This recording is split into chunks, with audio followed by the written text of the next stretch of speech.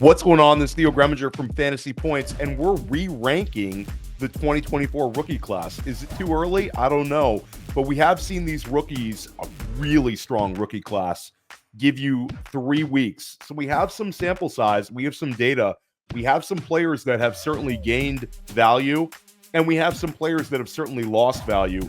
And we're going to list the top 10.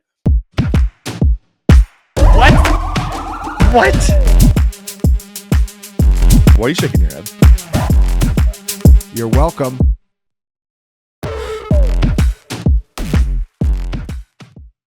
And at 10, I'm actually going to give you 2 players. 2 players that stand out for me at 10 is Michael Penix. Michael Penix has actually gained some value in my eyes. And I think if we were drafting again in our rookie drafts, I think Penix would go a few spots higher, because the argument against Penix was that he was going to be boxed out at the quarterback position in Atlanta for several seasons with Kirk Cousins just playing incredible football. That hasn't happened. The Atlanta Falcons are a Saquon Barkley drop away from starting the season out 0-3. So Penix now has a pathway where we could potentially see him as early as mid-season if the Falcons' season just falls out from under them. And when you talk about Penix, you talk about a quarterback with top 10 draft capital, getting to play indoors, attached to Drake London and Bijan Robinson, and hopefully some Kyle Pitts smash games in there. So Penix at tied for 10. JJ McCarthy also tied for 10. This is one where JJ lost value. He's missing a year of experience. Instead of getting to get several starts this season, he's going to be on the bench. Another problem with McCarthy, it's sort of a glass half full, glass half empty argument. Does Sam Darnold's incredible production bode well for JJ McCarthy, or does it put a potential speed bump in the pathway of him automatically starting in 2025? You have to remember, JJ McCarthy is still a very young quarterback, one of the youngest quarterbacks in the NFL. So if Sam Darnold has some sort of like a dark horse MVP type performance and he's leading the NFL in touchdown passes, this is one where this becomes a real conversation of JJ McCarthy's immediate viability to starting. So both of those quarterbacks are at the 10 spot. McCarthy will also take a glass half full approach where any quarterback is going to thrive under Kevin. This is one where you have to feel really good if you have JJ McCarthy long term that they're going to get fantasy points out of him.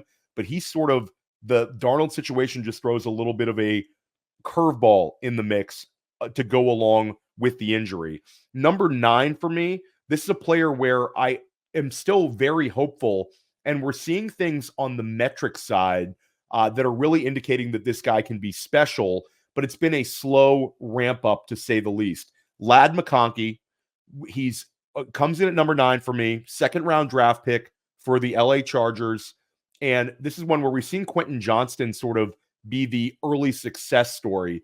Ladd has not completely fallen on his face. He's averaging 9 points per game, but it's leaving us wanting a lot more. But when you look at what he's been able to do in terms of usage, he has a 27% target share. So he's north of 25% in terms of the target share. And his slot participation is 55% plus. So those two factors, plus how good he is in terms of his separation score. His average separation score at Fantasy Points is really high up there. Check that one out at Fantasy Points if you want to have access to the data.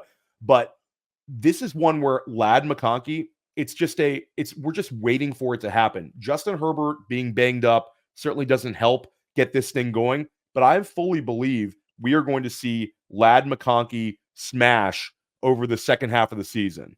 Now, coming in at number 8, the jury's still out on Xavier Worthy. We don't really know what we have right now. What we know in Kansas City is Rashee Rice is that guy. Rashee Rice is going to dominate all of the usage numbers in Kansas City. Really a perfect storm for him this season, with Kelsey diminished play, with Hollywood Brown on the shelf, and with no running back gaining weekly touch guarantees. I think that's still up in the air. But we expected a lot more out of Xavier Worthy. And I think maybe the hype got a little too crazy after that incredible week 1 performance where he scored 2 touchdowns against Baltimore. So let's take the glass half full approach, the optimistic approach. Is we've seen Xavier Worthy score 2 touchdowns in a game, and we've seen Xavier Worthy give us a 20-point PPR performance. And then we have to take a reality check and a glass half empty approach where Worthy's also given us 2 games where he's finished as the wide receiver 69 and the wide receiver 76. We need to see more consistency out of Xavier Worthy to really have an idea of what he is. Is he a guy who can be the next Deshaun Jackson, or is he a player that is going to be just a traditional spike week guy? I don't know. I would tend to lean to the latter and say that Kansas City is going to figure it out with him. And Rice is really a great indication of what Kansas City can do with a wide receiver that they gave high draft capital to, that they have belief in as an organization. Certainly their skill sets are not identical, but they both are players that Kansas City liked, and they showed us that with where they selected them in the NFL draft. Rice as a second-round pick and Worthy as a first-round pick.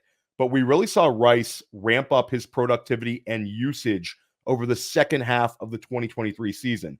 So Xavier Worthy, a 21-year-old, we could really see that as well, where Kansas City really figures out what they're doing with him, and we see more consistency out of him. So jury is still up in the air, but we'll leave him at number 8. Number 7, Jonathon Brooks. And you're going to say, yo, Theo, Jonathon Brooks hasn't played a game yet. And I'm going to say, well, we just saw what a Jonathon Brooks game script might look like with a Dave Canales offense in Carolina. We saw Bryce Young be replaced by Andy Dalton, and the offense completely took off. Now, it was against the Raiders. We'll be realistic about who the opponent was, but we saw Chuba Hubbard score 27.9 PPR points. This is the most he has ever scored in his entire career, and he did it under a head coach who, while last year being the offensive coordinator in Tampa, led Rachaad White to a top 5 scoring season where White was top 3 among all running backs in touches. So this is a coach who is synonymous with using a back, getting massive production out of him, and having balance, where Chuba Hubbard gave you 5 catches, 55 yards, and a touchdown on top of his 100-plus rushing yards. This bodes very well for Jonathon Brooks. We also now know that this Carolina Panthers offense can be functional with a better quarterback behind center. So Brooks is not necessarily going to step into a train wreck. He's going to step into an offense that can do a few things. So for me, Jonathon Brooks is getting healthier. He is the most talented back in this class, and he has potential ability where if everything goes correctly for Jonathon Brooks over the second half of the season, Brooks is going to be a potential second or third round redraft pick in 2025. He's that good. So Jonathon Brooks, if anything, has gained value because we see what this offense can look like. Now, lost in the shuffle of a train wreck of a performance from the Jacksonville Jaguars earlier this season is that Brian Thomas looks like he is going to be an alpha wide receiver 1 at some point in his career, and he comes in at number 6 in my rankings. Brian Thomas just looks the part, and he's averaging 12 points per game, which is solid, but there's a lot of room for growth there. This is a player with 189 receiving yards on the season, but his air yard share is only 22.3%. His target share is sub 20%. If Jacksonville can get together and have a little bit of rational coaching, then Brian Thomas, I think those numbers go way, way up. And the way that this offense is struggling at like 13 points per game, using Brian Thomas is not only like something where we want them to do it, it's also the pragmatic approach. They don't have enough playmakers on that offense. Evan Engram banged up. Nobody else really scaring you at the wide receiver position. Travis Etienne and that running game just not getting going. That using Brian Thomas as the offensive focal point seems like it's going to come in the near future, possibly as soon as like October. He is very, very good. And at number 5, we're not in panic mode, but we are in a reality check when it comes to Caleb Williams. And this seems like kind of like a punitive ranking for him where I'm really punishing him when a lot of the issues in Chicago are clearly not his fault at all. I had Caleb Williams as my QB1 overall in the 2024 class. Right now, I would take Jayden Daniels over him. Jayden Daniels simply looks like more of a remarkably talented player than Caleb Williams does at this point. The completion percentages between the two quarterbacks are completely night and day, where Jayden Daniels is leading the league in completion percentage, and Caleb Williams has I don't even want to say the word, Bryce Young-like 59% completion percentage. This is one where if we did this in a month, I'm sure that Caleb would probably move up and be ranked a little bit higher, but I have to put him here based on just how strong the top 4 has looked. The top 4, which you can probably guess, that are coming up on this list have been so incredible. They've all gained dynasty value, and they're all towards the very tops of their respective positions in the dynasty rankings, where Caleb Williams is 28th in points per game at the quarterback position. And this season matters. When you drafted Caleb Williams, you thought you had a pathway to potentially winning this year. There was a lot of hype. He moved up into QB1 land in redraft. So we're going to put him down here at 5. And let us know in the comments if you think this is the stupidest thing you've ever seen to move Caleb Williams to 5 in this class. But for me, it's a reaction to just how special the players at the top of this class are currently looking. And at number 4, we've got to talk about Brock Bowers. And actually, it's unfortunate that I can't rank Brock Bowers higher up this list because he is my dynasty tight end 1 overall. And the Las Vegas Raiders completely understand what they have in Brock Bowers. It's been really, really exciting to see that they're using him correctly and using him right away in this level. This is a player where we knew he was going to be a stud in the NFL, but this one is getting sort of hypercharged. Right now, Brock Bowers is the best ADP value in redraft. He's averaging 12.6 points per game, which is number 2 in the entire tight end position. And this is a player where there's multiple paths to him actually gaining in terms of his fantasy output. He's averaging less than a 20% target share, a number that I expect to trend up as the season moves along. Devontae Adams already banged up. Any week that Devontae Adams is out, expect Brock Bowers to be north of 22% in terms of the target share. His air yard share is only 16.9%. And this is a player that we know can win downfield. And his first read looks is only at 19.7%. So all of these numbers can trend up. But this is a player where, when it's all said and done, we could have Brock Bowers at the very top of the tight end position in terms of fantasy scoring. He is a tremendous talent. If you have him on your dynasty roster, then you have an ATM machine at the position for years to come. He's going to be printing money for fantasy football managers. And if you have the opportunity to go out and trade for a Brock Bowers, buy high, because the price is not going to get any cheaper. When we do a mental exercise, who's going to be the first tight end selected off the board in 2025 redraft leagues? I believe it will be Brock Bowers. Devontae Adams, older. Devontae Adams could be gone from Las Vegas as soon as the trade deadline this year. And as soon as he's out of the way, Brock Bowers is the number 1 target in Vegas for years to come. He's special. And at number 3, this player is absolutely balling out. This player is averaging 15.9 points per game. And it's Marvin Harrison Jr. And it feels weird to be putting Marvin Harrison Jr. at 3, but the two players at 2 and 1 are just playing so well. So Marvin Harrison Jr., it's sort of everything you've expected. We had the really slow start in week 1, and that game got a lot of people a little bit nervous for whatever reason. Things happen in the NFL, but he more than made up for it. 29 points in week 2. Scores another touchdown in week 3. He's averaging, again, we talked about the 15.9 points per game, but 3 touchdowns in 3 games, 24% target share, and he's a 28% first read option. So they're designing and scheming for their alpha wide receiver 1. Marvin Harrison Jr. goes up against the Washington Commanders this week. This has been a layup defense for number one target wideouts and quarterbacks. Marvin Harrison Jr. is going to eat in week 3, and he's going to eat for years to come. Now, number 2 and number 1 are both so good that I got to call it a tie. Let's start off with Jayden Daniels. Jayden Daniels is just fantastic.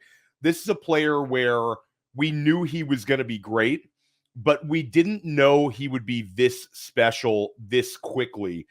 And everything is sort of clicking for Daniels. We had week 1 where he gave us 88 rushing yards and 2 touchdown scores. And ever since then, it's been just everything kind of pointing up in terms of his passing. But when it comes to Daniels, he's just so incredibly efficient. Right now, his completion percentage is just through the roof. And we're seeing Daniels leading Washington to multiple performances where they don't even punt. Daniels is leading starting quarterbacks with an 80% completion percentage. It's incredible just how accurate he is and how poised he is in the pocket. And Daniels is also second among all quarterbacks with 171 rushing yards. And he's got 3 rushing scores. So you're talking about leads the NFL in terms of quarterback rushing touchdowns, leads the NFL in terms of completion percentage, has the second most rushing yards, and it's just gone unbelievable for him. And really, when it comes to Daniels, is we saw what he was able to do in his first primetime performance up against the Cincinnati Bengals in a game where the Washington Commanders were underdogs. Daniels leads them into Cincinnati. They go up at the half, and they basically control the game. But what happened in the fourth quarter was the Bengals score a touchdown, and they cut it to 31-26. And Daniels is just ice cold in a 12-play drive. They go 70-plus yards, and he puts the game out of reach with a absolute teardrop dime over the top to Terry McLaurin for a touchdown. So this is like everything's working out for Daniels. I think when we draft Dynasty Superflex startups in 2025, Jayden Daniels might be the 101, the first overall pick. And the number 1 overall rookie tied with Daniels, you guessed it, Malik Nabers. Malik Nabers is unbelievable. Right now, I think Malik Nabers is legitimately a top 3 Dynasty wide receiver. And the way this season is going, he is going to be challenging players like Justin Jefferson for the discussion for the top wide receiver in the game. Nabers is truly special. He's overcoming a limited offense that struggles to score and still putting up numbers at a ridiculous rate. Through 4 games, Malik Nabers is averaging 9 receptions a game, 97 receiving yards a game, and 23 fantasy points per game. We saw the spike week potential against Cleveland. We saw the spike week potential against Washington. We saw his effectiveness as a high target earner in a disappointing loss to the Dallas Cowboys. But Malik Nabers is in the long line of very, very talented New York Giants fantasy producers. We saw Saquon Barkley finish as Offensive Rookie of the Year. We saw Odell Beckham finish as Offensive Rookie of the Year. Both of those guys went on to have fantastic fantasy football careers, and Malik Nabers is absolutely in the same pathway as those guys, and he might even be better. Malik Nabers is handcuffed by the offense he plays on. That can get better throughout his career, but we're talking about an exceptional talent and one that if you have him on your Dynasty roster, you should celebrate. Stick with us here at Fantasy Points. We've got you covered all season long. Videos like this, podcasts. Check out the website for all the great articles put out, and make sure you're subscribing to Fantasy Points data. Use the code SCHOOL25 for 25% off. I'm Theo Gremminger. We'll be back soon. I hope you crush your leagues this weekend.